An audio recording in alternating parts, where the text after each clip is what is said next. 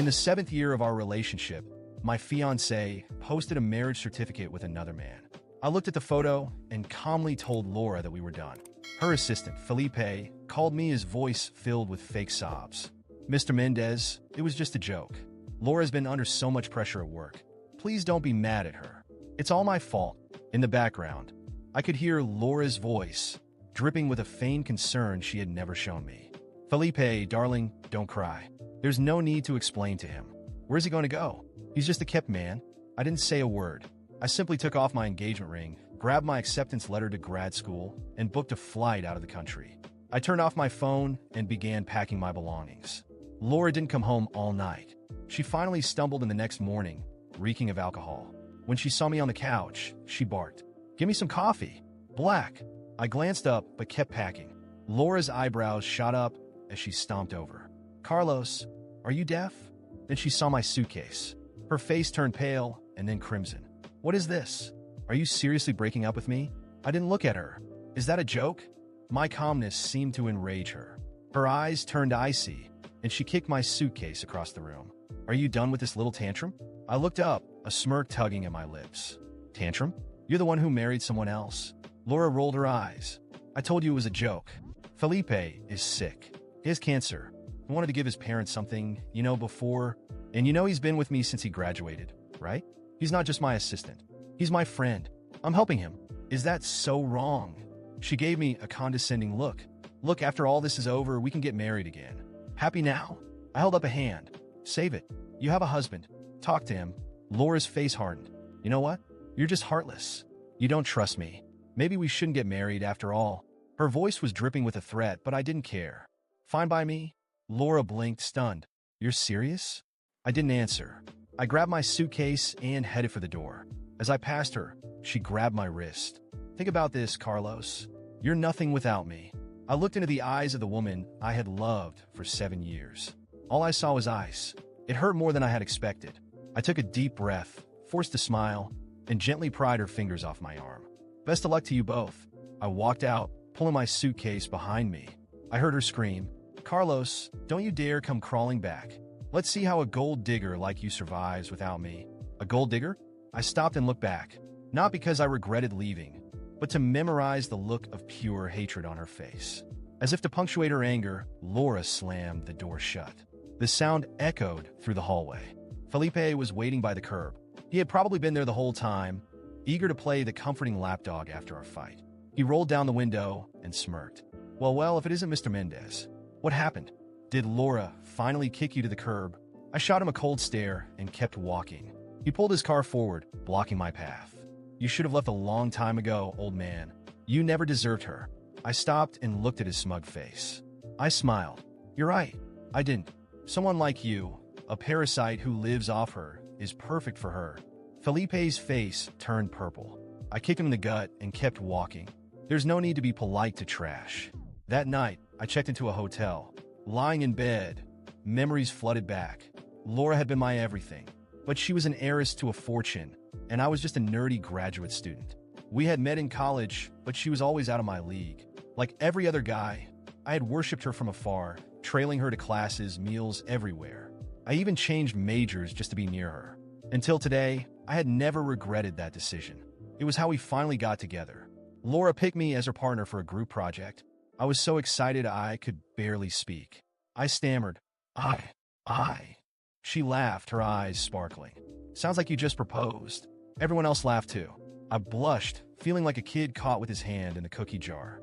But Laura just smiled and said, "Don't tease him. Carlos is brilliant. I'm the lucky one." After that, we started dating. We were the perfect college couple. I was a star student with job offers from all the top tech companies. My professors urged me to go to grad school, but I turned them all down. For Laura, I took an entry-level job at her family's company. She fought with her family to be with me. I still couldn't understand how we ended up here. We had both wanted the same thing, a stable future together. But after Felipe showed up, everything changed. He was younger, more energetic, more entertaining. Our conversations shifted. Instead of sharing our days, she talked endlessly about Felipe. At first, I was jealous, angry. But after a few fights, seeing her dismissive attitude and hearing her accuse me of being petty, I knew her heart wasn't in it anymore. It wasn't Felipe that bothered me. It was Laura's indifference. Still, I proposed, hoping things would change after we got married. But that marriage license with her name and has shattered any remaining illusions. Looking out the hotel window, I felt a sense of peace. They say relationships have a 7-year itch. Maybe Laura and I had simply run our course. The next morning, I went to the office and resigned. It was a formality. My authority had been eroded for months. The HR director barely glanced at my resignation letter before approving it. Then she called me, her voice dripping with fake sympathy. "Such a shame, Mr. Mendez. We were all looking forward to your wedding." I wasn't fazed. "Don't worry," I said with a smile. "You'll be getting an invitation soon enough." I hung up. Before I could leave the building, Laura called. "Carlos, what the hell do you think you're doing? You're supposed to be at the contract signing this morning." I held the phone away from my ear and waited for her to finish her tirade. Then I said calmly, "You seem to have forgotten something, Laura. I resigned yesterday. You approved it." "Carlos," she shrieked, "don't push me. I may have approved it, but you haven't finished the handover. I can sue you for breach of contract." I wasn't buying it. "Nice try. If you'd actually read my resignation, you'd know I completed all the necessary paperwork." I hung up. I didn't expect to see Laura again so soon, but I did. As I left the building with my suitcase, I felt a mix of relief and pain.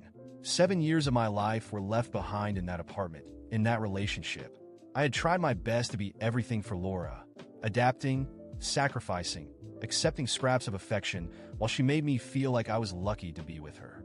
But now it all felt so empty. I wanted to feel anger, but all that remained was exhaustion. As I turned the corner, I saw Felipe's car again. He was leaning against the door, looking at his phone with a smug smile. When he noticed me, he raised his eyes with that same air of superiority I despised. "Carlos, did you really walk out?" he said, letting out a short laugh. "I can't believe she finally got rid of you." I ignored him. He wasn't worth the energy. But before I could pass, he continued, You should know she never really loved you. You were just convenient. She always said she liked keeping you around because you were too much of a leech to leave." That stung. Not because I believed him, but because on some level it made sense. I stopped, took a deep breath, and stared at Felipe. "It's funny to hear that from you, Felipe. Someone who lives off her, with nothing to offer but cheap flattery. If she thinks I'm a leech, what would she say about you?" His smug grin disappeared, replaced by a look of anger. Before he could respond, I kept going. She might have treated me like a burden, but at least I had the dignity to leave. You're stuck in this toxic mess, draining what you can because you know without her, you're nothing. I walked past him before he could reply. I got into a taxi and asked the driver to take me to the hotel where I'd stay for a few days while I sorted my life out. On the way, my mind lingered on Laura. Felipe's words echoed. Did she really see me as just convenient? Were the moments we shared just a facade to her?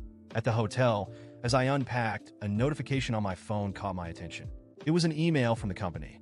I thought it was just some bureaucratic matter about my resignation, but when I opened it, it was much more insidious. "We regret to inform you that, due to your unexpected departure, certain projects assigned to you are being reviewed for potential errors or negligence. You are requested to report to clarify these matters. Failure to do so may result in legal action." It was obvious this was Laura's doing. She couldn't stand the idea of me leaving without consequences. She was trying to tarnish my name, maybe even ruin my career. I took a deep breath, trying to quell the rising frustration. I knew she was manipulative, but this was a new low. The next day, I decided to confront the situation head-on. I went to the office to address the so-called pending issues. When I arrived, the stares of pity and curiosity from colleagues were almost suffocating. But the icing on the cake was when Laura appeared, as impeccable as always, with a triumphant smile. "Carlos, what a surprise to see you here. I thought you decided to run away from your responsibilities," she said, her tone sweet and venomous. "I'm here to resolve any pending matters. But we both know this is just your way of trying to control me, Laura." Her smile faltered for a moment before she regained her composure. "Control? Don't be ridiculous. I'm just ensuring the company doesn't suffer from your impulsive departure." "Of course," I replied flatly. "As always, it's all about you, isn't it?" She narrowed her eyes, but before she could respond, Felipe entered the room. He looked visibly uncomfortable, but tried to maintain his arrogant posture. He whispered something in Laura's ear, and she looked ready to explode. Something was wrong. Before I could ask what was happening, the director of the company entered the room with a stern look. He held a tablet and handed it to Laura. "We received this morning." I think you and your assistant have some explaining to do." Laura took the tablet and visibly paled as she looked at the screen. Her expression shifted between shock and anger. My curiosity grew, but I kept my calm. Finally, the director turned the tablet toward me, revealing messages between Laura and Felipe discussing how to manipulate company documents to cover extravagant personal expenses. "Laura, this is serious," the director continued. "The board has already been informed, and we've initiated a full audit. I suggest you contact a lawyer." Felipe began stammering, but Laura silenced him with a sharp look. She tried to regain control of the situation, but the damage was already done. I stood up, gathered my things, and turned to her before leaving. "It seems you always thought you were in control, Laura. Maybe it's time to face reality. Good luck with that." I left the office without looking back. For the first time in years, I felt a genuine sense of relief. Whatever came next didn't matter. I was finally free of her. As I walked down the street, I received a message. It was from an old colleague, offering help to start fresh in a new city. A new opportunity. A new life. I smiled, but deep down, I knew Laura wouldn't give up so easily. She still had cards to play, and this was just the beginning of what promised to be a final showdown. Days had passed since I last stepped foot in the company. I was determined to move forward, but the weight of what had happened still lingered. The exposure of Laura and Felipe's fraud had shaken the company and destroyed Laura's false sense of control over me. Yet, I couldn't help but wonder how this fallout would affect my own future. I sat in the small hotel room, reviewing job offers from former colleagues, when my phone buzzed. The number was unfamiliar. Hesitant, I answered. "Carlos? This is Mr. Moreira, the company's director. May I speak with you?" I paused for a moment. My initial instinct was to hang up and leave the past behind, but something in his tone suggested this was important. "Of course, Mr. Moreira. What would you like to discuss?" "I'd like you to come to my office. It's something we can't discuss over the phone." Reluctantly, I agreed, though my stomach churned with unease. Part of me was ready to confront the past, but another part feared what he might say. Arriving at the office, I noticed the atmosphere had shifted. There were curious, even respectful glances from colleagues as I walked down the halls. Somehow, I had become a symbol of something greater. When I entered Mr. Moreira's office, he greeted me with a firm handshake and a smile that seemed genuine. "Carlos, first and foremost, let me say how deeply sorry I am for what you had to endure here. What Laura and Felipe did does not reflect the values of this company. Frankly, you didn't deserve any of it." I nodded cautiously, unsure of where this was heading. "Thank you, Mr. Moreira. But I imagine you didn't call me here just to apologize." He chuckled lightly, nodding. "You're right. I want to propose something. After conducting internal investigations, it's clear that many of the successful initiatives in this company were your ideas, not Laura's, as she claimed. You were instrumental, even without receiving the credit you deserved." I was taken aback. I'd always known I contributed significantly, but hearing it directly from the director felt surreal. "What exactly are you proposing?" I asked, masking my apprehension. "I want you to come back to the company, Carlos, not as a subordinate, but as the director of projects. Laura's position is now vacant, and frankly, you're the most qualified person to fill it." I sat in silence for a moment, processing his words. Returning to that place after everything felt like an enormous leap. But it was also a chance to finally turn the tables once and for all. "And what about the team? The damage caused by Laura?" I asked, trying to gauge the situation. "We're already addressing that. Laura and Felipe have been removed and are facing legal action. We want to rebuild trust, and we believe you can lead that effort. But, of course, the decision is yours." I studied Mr. Moreira, trying to assess his sincerity. Finally, I nodded. "I'll accept, but on one condition. I want full autonomy to restructure the projects, choose my team, and ensure the company's culture changes." He smiled. "Done." And so began a new chapter in my life. Returning to the company, now in a role with real power to implement change, was not easy. In the first few days, I faced skepticism from some and resistance from others still clinging to the old ways. But bit by bit, I began shaping the company in alignment with my values. My first decision was to bring in former colleagues I knew to be competent and ethical. I formed a team that shared my vision of integrity and innovation. Each meeting, each approved project, was a step toward cleansing the toxic legacy Laura and Felipe had left behind. Laura, however, did not take her downfall silently. I received notices from her lawyers, veiled threats, and even attempts at personal contact. She was desperate to regain the control she had lost, but I no longer had room for her in my life. Every move she made only reinforced my determination to keep moving forward. Months later, the company was unrecognizable. Revenue was up, employee morale was high, and we finally felt like we were working in a healthy environment. During a board meeting, Mr. Moreira made an announcement. "I'd like to congratulate Carlos for the exceptional work he's done as Director of Projects. Under his leadership, the company has not only recovered, but exceeded all expectations. Therefore, I'm pleased to announce his promotion to Executive Vice President." Applause echoed through the room, and I allowed myself a smile. It wasn't just about the promotion. It was about the journey that had brought me to this moment. That evening, sitting on the balcony of my new apartment, I looked out at the city lights and reflected on everything. Laura had tried to destroy me, but in doing so, she had only given me the opportunity to rebuild myself in ways I never imagined. I was finally free, not just from her, but from the insecurities that had kept me tethered to the past. As I sipped the last of my wine, a message popped up on my phone. It was from Laura. "I hope you're happy. You've ruined my life." I stared at the screen for a moment, debating whether to respond. Finally, I deleted the message without typing a word. My victory didn't need to be explained. It was in the life I had built, the man I had become, and the future I could now truly call my own. Months into my role as Executive Vice President, the company was finally stable and thriving. Under my leadership, we had rebuilt trust with employees and the market. Yet, one unresolved matter kept lingering in my mind. Laura and Felipe. While they had been removed from the company, their actions had gone unpunished. Deep down, I knew I needed more than professional success to truly move on. I wanted justice. In one of my meetings with the board, I decided to raise the issue with Mr. Moreira. "Mr. Moreira, I know Laura and Felipe's actions caused serious damage to the company, but so far, we've only addressed this internally. Don't you think it's time we formally report them to the authorities?" I asked, keeping my tone professional.